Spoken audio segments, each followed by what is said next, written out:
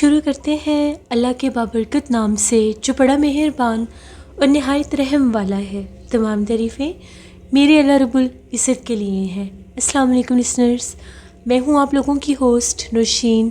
Welcome to my channel خوفناک کہانی official.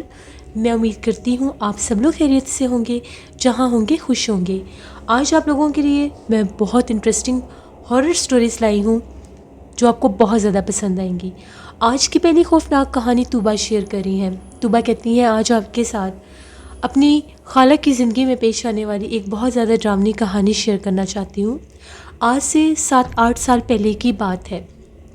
میری امی سمیت یعنی 9 میری خالہ ہیں، 10ویں میری امی ہیں۔ تو جو میری سب سے چھوٹی خالہ تھی ان کی شادی تھی، اور یہ آج سے 7-8 سال پہلے کی بات ہے۔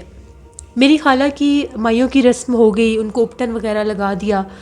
تو مہندی سے ایک دن پہلے جیسے ان کو پارلر لے کر جانا تھا، وہاں پر ان کا فیشیل وغیرہ کروانا تھا۔ تو امی نے یہ کہا کہ گھر میں کافی زیادہ مہمان بھی ہیں، تو ایسا کرو جو گھر کی بیک سائڈ ہے، امی نے میری دوسری خالہ سے کہا، 2 خالہ سے، کہ تم لوگ اس طرف سے نکلو اور جا کر پچھلی سڑک پر رکشہ روکو، میں فائزہ کو لے کر آتی ہوں تاکہ بچے تنگ نہ کریں اور ساتھ آنے کی ضد نہ کریں۔ میری وہ جو 2 خالہ تھیں وہ نکل گئیں، اور ان لوگوں نے جا کر وہاں پر وہ جو بیک سائڈ والی سڑک تھی وہ اکثر سنسان اور ویران ہی رہتی تھی، وہاں پر ان لوگوں نے رکشہ روکا۔ تو میری ماما جو ہیں وہ میری خالہ فائزہ کو لے کر وہاں سے پچھلے گیٹ سے نکلیں اور وہ لوگ سیلون جانے لگیں۔ جیسے وہ لوگ رکشے میں جا رہی تھیں، ابھی رکشہ آدھی سڑک پر ہی پہنچا تھا تو میری امی کی نظر پڑی کہ جو فائزہ خالہ درمیان میں بیٹھی ہوئی تھیں ان کی گود میں جیسے میری ستارہ خالہ بھی بیٹھی ہوئی ہیں، جبکہ ستارہ خالہ گھر سے ساتھ نہیں آئی تھی۔ جو میری ستارہ خالہ تھیں وہ اکثر گرے کلر کا عبایا پہنا کرتی تھیں اور نقاب بھی لیا کرتی تھیں، لیکن وہ ابھی شادی کے دوران وہ بلیک عبایا یوز کری تھیں، اور خالہ نے وہی عبایا پہنا ہوا تھا اور نقاب بھی لیا ہوا تھا۔ تو امی کی جب نظر پڑی تو امی کہنے لگیں کہ اچھا تم بھی ساتھ آ گئی ہو۔ تو جو میری نادیہ خالہ تھی انہوں نے یہ سمجھا کہ امی ان سے بات کر رہی ہیں، تو نادیہ خالہ نے کہا کہ ہاں جی میں نے بھی کچھ چیزیں لینی تھی، شاپنگ کرنی تھی، تو میں بھی آ گئی ہوں۔ امی کو لگا کہ شاید یہی بول رہی ہیں۔ امی بڑی حیران کہ یہ کیسے آ گئی۔ امی نے پھر کہا کہ ستارہ تم بھی آ گئی ہو۔ ابھی امی نے یہ بات ہی کی تو جو ستارہ خالہ تھیں انہوں نے امی کی طرف بہت غصے سے دیکھا، ان کی آنکھیں جو تھیں اس وقت بہت زیادہ غصے سے بھری ہوئی تھیں۔ امی نے اگنور کر دیا کہ بس ویسے ہی اس کو عادت ہے۔ اب لوگ زیادہ ہونے کی وجہ سے وہ اس آٹو رکشے میں پوری نہیں آ رہی تھیں، ابھی سیلون تھوڑا دور رہ گیا تھا، تو انہوں نے کہا کہ جیسے کیسے کر کے اب سیلون پہنچتے ہیں۔ وہ لوگ جیسے ہی سیلون پہنچیں، سب رکشے سے نیچے اتریں، فائزہ خالہ کو لے کر پارلر میں گئیں، امی بھی آ گئیں۔ تو امی یہ کہنے لگیں ستارہ کیوں نہیں آئی، وہ بھی تو تھی نا؟ تو نادیہ خالہ نے یہ کہا کہ نہیں ستارہ تو ساتھ نہیں آئی۔ تو آگے سے میری امی نے یہ کہا کہ نہیں میں نے خود اس کو رکشے میں بیٹھے دیکھا، میں نے تو اس سے بات بھی کی ہے کہ تم بھی آ گئی ہو۔ تو نادیہ خالہ کہتی میں سمجھی آپ مجھے کہہ رہی ہیں، میں نے آپ کو جواب دیا تھا کہ میں شاپنگ کرنے کے لیے آئی ہوں۔ امی کہتی نہیں میں نے خود اس کو دیکھا ہے، تم لوگ میری بات کا یقین کرو، وہ بھی ساتھ آئی ہے۔ ان کو یقین نہیں آیا، وہ پارلر سے نکل کر باہر بھی دیکھنے لگیں، وہ ہوتی تو آتی۔ میری جو نادیہ خالہ تھیں انہوں نے جب ستارہ خالہ کو فون کیا، ان سے پوچھا کہ آپ کدھر ہیں، تو ان کا یہ کہنا تھا میں تو گھر پر ہی ہوں۔ تب ان کو یقین ہو گیا کہ یہ وہ نہیں تھیں۔ اب میری ساری خالہ ڈر گئیں کہ یہ پھر ستارہ کے روپ میں ہم لوگوں کے ساتھ کون آ رہا تھا۔ امی نے کہا کہ فائزہ کے پاس کوئی لوہے کی چیز یا کوئی لیمن یا کوئی اللہ کا کلام ہے، کیونکہ یہ جیسے اپٹن والی دلہن ہے اور یہ ایسے باہر نکل آئی ہے۔ کہا یہ جاتا ہے کہ جب لڑکی مائیوں بیٹھ جاتی ہے تو اس کو نکالنا نہیں چاہیے۔ تو انہوں نے کہا کہ نہیں میرے پاس تو کچھ بھی نہیں ہے۔ جلدی سے گھر فون کیا، ماموں سے یہ کہا کہ اللہ پاک کے کلام کہ ہمیں کچھ دے کر جائے، جیسے سورۃ یاسین حفاظت کے لیے ہمیں دے جائیں۔ وہ بھی سن کر ذرا پریشان ہو گئے، وہ فوراً سے آ کر دے گئے۔ خیر اللہ کا کرم ہوا، وہ لوگ پارلر سے واپس آ گئیں، کچھ بھی نہیں ہوا، لیکن سب خوف زدہ ضرور تھے۔ نیکسٹ ڈے جس دن خالہ کی بارات تھی تو وہ پارلر میں تیار ہوئی، دلہن بنی۔ ایک چیئر پر بیٹھ کر خالہ تیار ہو رہی تھیں اور دوسری چیئر پر ایک اور برائڈل آئی ہوئی تھی، وہ بھی مائیوں کی ہی دلہن تھی، امی بھی ساتھ تھیں۔ تو میری ماما کہتی ہیں کہ وہ جو مائیوں کی دلہن تھی جب بالکل فائزہ خالہ تیار ہو گئی، وہ ان کو بڑے عجیب و غریب طرح سے دیکھ رہی تھی، اس کی آنکھیں بہت زیادہ خوفناک تھیں اور وہ ایسے دیکھ رہی تھی جیسے ابھی ان کو کھا جائے گی، اور ایسے لگ رہا تھا کہ وہ زیر لب کچھ بڑبڑا بھی رہی ہے۔ میری امی جو تھی انہوں نے آیت الکرسی پڑھنا شروع کر دی اور میری خالہ پر پھونکے مارنے لگی۔ تبھی اس نے جب امی نے آیت الکرسی پڑھنا شروع کی تو وہ جو مائیوں کی دلہن تھی اس نے اپنا فیس دوسری طرف کر لیا. اسی طرح سے شادی بھی ہوگی خیر خیریت سے، شکر ہے شادی میں بھی کوئی مسئلہ نہیں بنا. لیکن شادی کے بعد میری فائزہ خالہ کو خواب آیا. خواب میں ان کو بہت زیادہ خوفناک چہرے والی ایک عورت نظر آئی اور وہ یہ کہنے لگی کہ تم بہت زیادہ بچ گئی ہو میرے ہاتھ سے، لیکن میں تمہیں چھوڑوں گی نہیں، میں تم سے بدلہ ضرور لوں گی، تم اس بات کو یاد رکھنا. انہوں نے یہ خواب سب کو بتایا. دن گزرتے گئے، اللہ نے ان پر کرم کر دیا. شادی کو کچھ عرصہ گزرا، اللہ نے ان کو بیٹا نوازا. لیکن بچہ بہت زیادہ بیمار رہتا تھا، بہت زیادہ بیمار رہتا تھا. وہ اتنا کمزور تھا، اتنا کمزور تھا کہ ایسا لگتا تھا کہ اس کو کچھ ہو جائے گا. بہت اس کے ٹریٹمنٹ بھی اس بچے کے کروائے. تو پھر جب ہمیں ایسی کسی پیر فقیر کا صاحب علم کا پتہ کرنے لگے تو ایک بابا جی کا پتہ چلا، ان کے پاس لے کر گئے. انہوں نے کچھ دم وغیرہ کیا. انہوں نے کہا کہ سایہ اسیب ہے اس بچے پہ. انہوں نے یہ کہا کہ آپ لوگ ایک لوکی لے کر آئے، میں اس پر دم کروں گا اور 11 ہفتے وہ لوکی اپنے بچے کے پاس رکھنی ہے، پھر دیکھتے ہیں کیا اثر ہوتا ہے. 11 ہفتے کے بعد اس لوکی کا برا حال ہو گیا. وہ جیسے گل سڑ گئی، بہت اس کا کلر بلیک ہو گیا. لیکن ان کا بچہ تو پہلے سے کچھ بہتر ہو گیا. اب جو میرے خالو تھے ان کو وہ ڈرگس ایڈکٹڈ تھے، نشہ کرتے تھے. تو ایک دن نشے کی حالت میں ہی وہ آئے. انہوں نے آ کر میری خالہ کو ڈائیورس دے دی. اس تک بھی خالہ پر اللہ کا کرم تھا. پھر میری خالہ جو تھی وہ نانوں کے پاس آ گئیں تو اللہ نے ان کو بیٹی دی.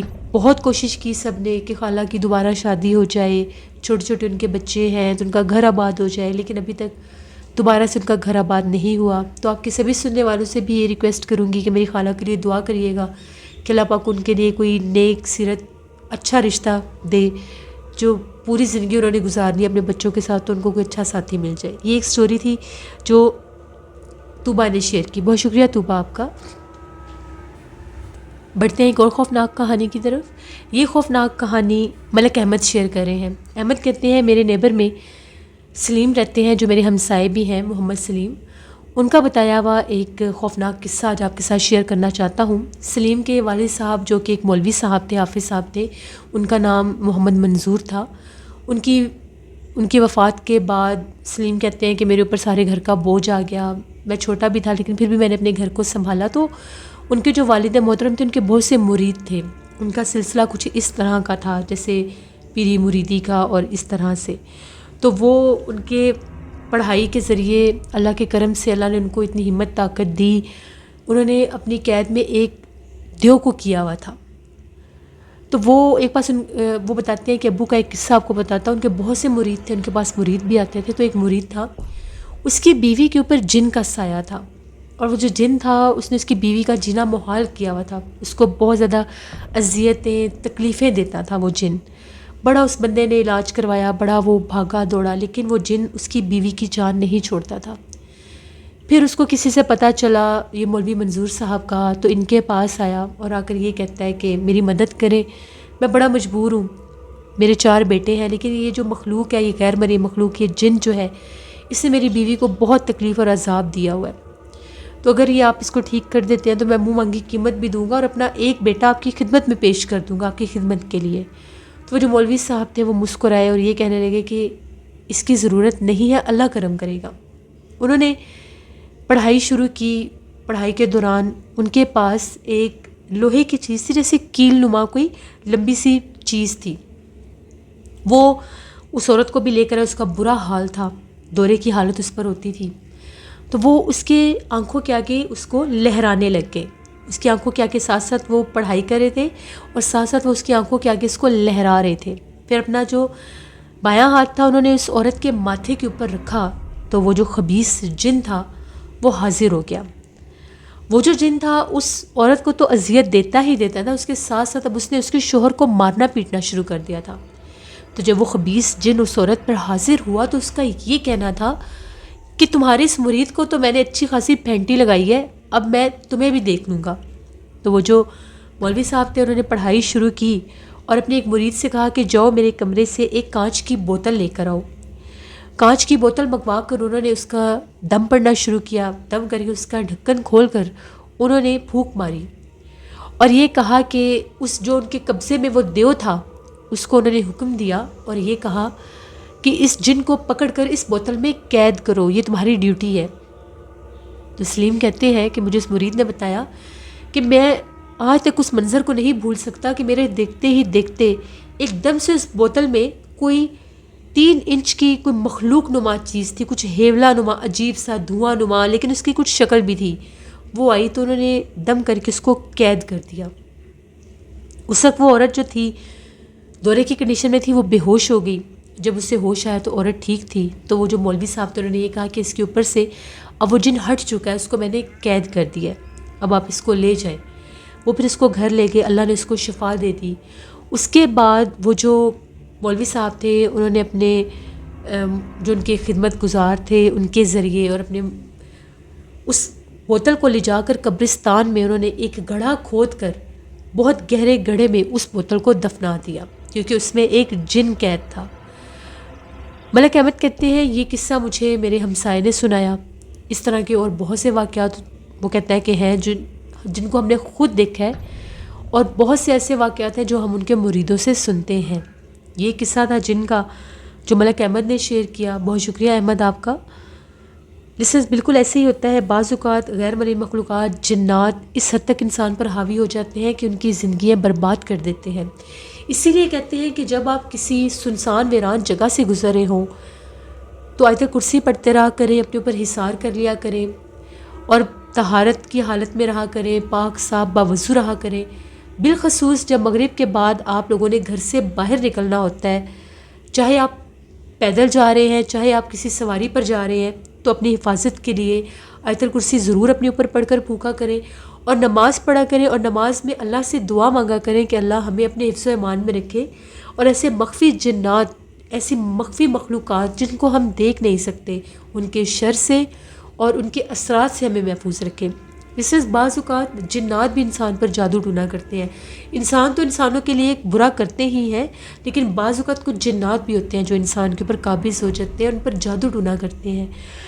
لڑکیوں کو بھی اپنا خیال رکھنا چاہیے، لڑکوں کو بھی اپنا خیال رکھنا چاہیے، چاہے مرد ہے چاہے عورت ہے۔ یہ مخلوق اگر کسی پر حاوی ہو جائے تو اس کی زندگی عذاب بنا دیتی ہے۔ پاک صاف رہنے سے ایسی مخلوقات آپ پر حملہ آور نہیں ہو سکتی۔ جب آپ وضو کی حالت میں ہوتے ہیں، جب آپ نے آیت الکرسی پڑھ کر اپنے اوپر حصار کیا ہوتا ہے، یہ مخلوقات آپ پر حاوی نہیں ہو سکتی۔ نماز جب آپ پڑھتے ہیں تو بے شک اللہ ہماری حفاظت فرماتا ہے، اور دعا سب سے بڑی چیز ہے۔ یہ تھی آج کی خوفناک کہانیاں۔ میں امید کرتی ہوں آپ لوگوں کو بہت پسند آئی ہوں گی۔ آپ لوگ بھی اپنی خوفناک کہانیاں شیئر کر سکتے ہیں ڈسکرپشن باکس میں دیے گئے ای میل ID noshinwig57@gmail.com پر۔ اس کے علاوہ آپ لوگ مجھے کمنٹ باکس میں بھی سٹوری شیئر کر سکتے ہیں۔ میرے اور بھی کچھ لسنرز ہیں جنہوں نے مجھے سٹوریز شیئر کی ہوئی ہیں، ان کی سٹوریز انشاءاللہ میں کل آن ایئر کروں گی، اور ہارر کہانی ٹی وی پر بھی کل سٹوری آئے گی۔ اسکیری اردو ٹیل میری سسٹر کا چینل ہے، ہارر سٹوریز چینل ہے، ان کو بھی جا کر سبسکرائب کریں اینڈ سپورٹ کریں۔ گرمی بہت زیادہ ہے، اپنا بہت خیال رکھیں، اپنے بزرگوں کا بہت خیال رکھیں، بچوں کا خیال رکھیں، اور جو پرندے آپ کی چھتوں پر آ کر بیٹھتے ہیں ان کے لیے پانی کا، کھانے کا ضرور انتظام کیا کریں۔ اپنی جھر و دعاؤں میں مجھے، میری فیملی، میرے پورے پاکستان کو یاد رکھیے گا۔ انشاءاللہ آپ لوگوں کے ساتھ کل پھر ملاقات ہوگی۔ جہاں رہیں خوش رہیں۔ Thank you for listening my stories. Stay blessed. اللہ نگہبان۔